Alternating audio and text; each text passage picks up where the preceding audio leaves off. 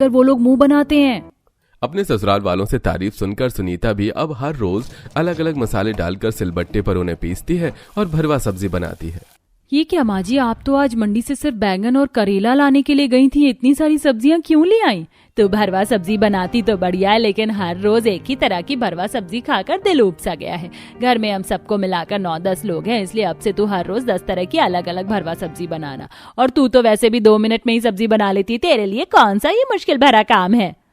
कह तो आप ठीक रही हैं माँ जी, स्पीड तो मेरी बहुत अच्छी है। दीजिए, मैं जल्दी से अलग अलग तरह की भरवा सब्जी बना देती हूँ। सुनीता ने 2 मिनट में 10 अलग अलग तरह की भरवा सब्जी बनाने के बारे में अपनी सास को कह तो दिया था, लेकिन अब जब वो ढेर सारा मसाला लेकर सिलबट्टे पर उसे पीसने के लिए बैठती है तो सुनीता को अपनी नानी याद आने लगती है।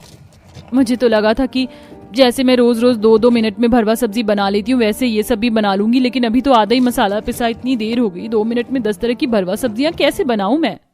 सुनीता जल्दी जल्दी हाथ चलाती है और मसाला पीसकर 10 तरह की अलग अलग भरवा सब्जियां बना लेती है, जिसे सारा परिवार चटकारे मारते हुए बड़े स्वाद के साथ खाता है।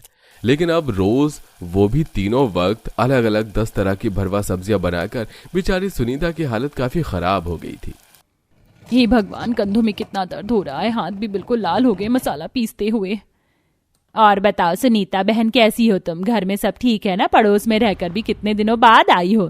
क्या बताऊं तुम्हें माधवी बहन, आजकल तो मेरा पूरा समय एक अच्छी नौकरानी ढूंढने में ही निकल गया।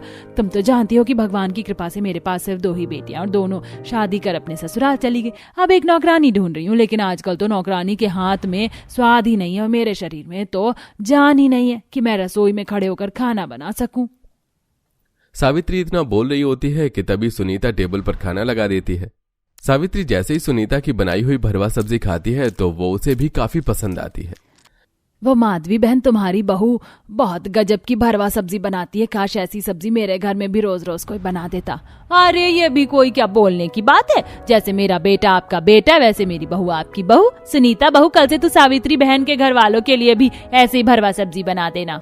अगले दिन सावित्री 2 बड़े बड़े थैले भरकर सुनीता को सब्जियां देती है, जिसे देख सुनीता, इनके घर में तो मुश्किल से 2 लोग हैं और 2 लोगों के लिए इतनी हरी सब्जियां, ऐसा लग रहा है 2 के लिए नहीं भाई बल्कि 200 लोगों के लिए भरवा सब्जी बनानी है। भगवान, क्या होगा मेरा?